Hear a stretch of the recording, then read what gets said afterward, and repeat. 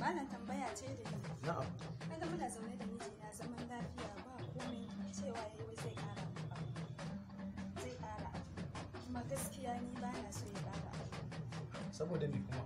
Abin da muke ci fa da ƙyar fa muke samun ya ci fa. Banda abinci wannan abu zai hana ya ƙara aure ba.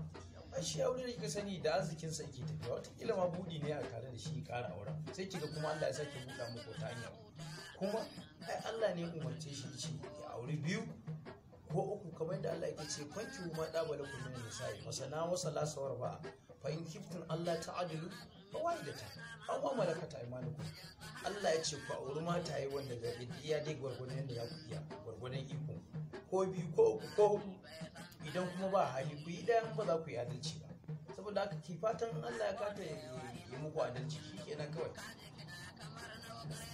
Ba fa abin da za mu ci fa ita muke sa. karki da ma haka zai sake dai ta kokari wataƙila ta yi biyan sai ya ƙara sanwa karki da mu Shi dai malam ba abin da za ka taimaka min da shi.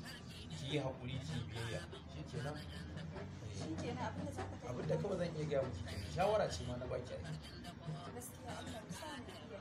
amin saboda annabi shikenan